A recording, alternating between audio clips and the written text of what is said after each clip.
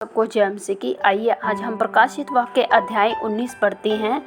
इसके बाद मैंने स्वर्ग में मानो बड़ी भीड़ को ऊंचे शब्द से यह कहते सुना, हालेलुया, उद्धार और महिमा और सामर्थ्य हमारे परमेश्वर ही की है, क्योंकि उसके निर्णय सच्चे और ठीक हैं। उसने उस बड़ी वेश्या का जो अपने व्यभिचार से पृथ्वी को भ्रष्ट करती थी न्याय किया, और उसने अपने दासों के लहू का बदला लिया है।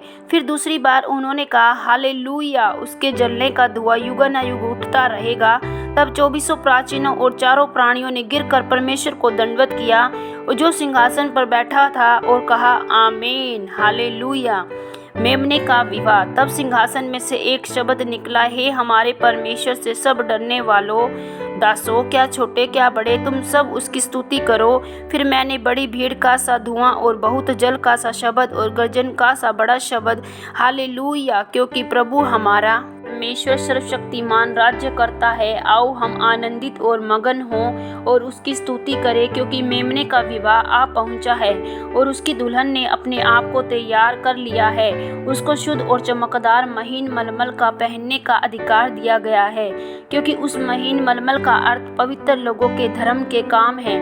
तब स्वर्गदूत ने मुझसे कहा, यह लिख कि धन्य हैं वे जो मेमने के विवाह के बोझ में बुलाए गए हैं। फिर उसने मुझसे कहा, ये वचन परमेश्वर के सत्य वचन हैं।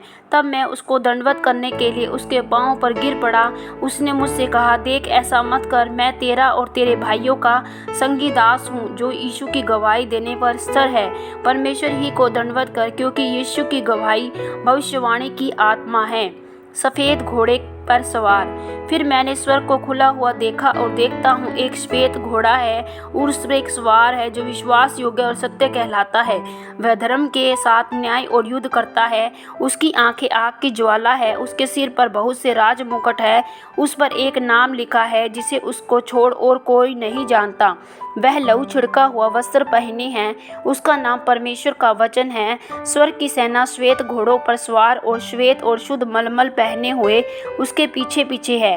जाति जाति को मारने के लिए उसके मुंह से एक चोखी तलवार निकलती है।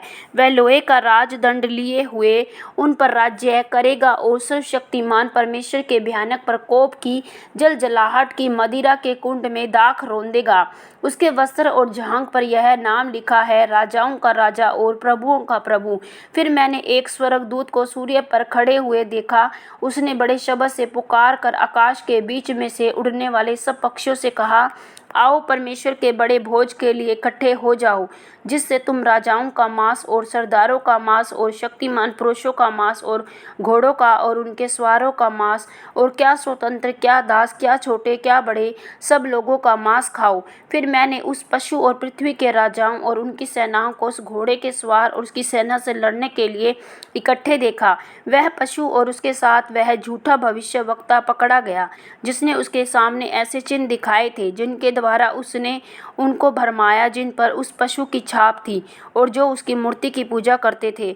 ये दोनों जीते जी उस आग की झील में जो गंधक से जलती है डाले गए। शेष लोग उस घोड़े के सवार की तलवार से जो उसके मुंह से निकलती थी मार डाले गए, और सब पक्षी उनके मांस से तृप्त हो गए। आमीन। प्रभु आप सबको प्रकाशित वाक्य सुने जाने और पढ़े जाने पर बहुतायत से आशीष और बरकत दे। सबको जय मसीह की।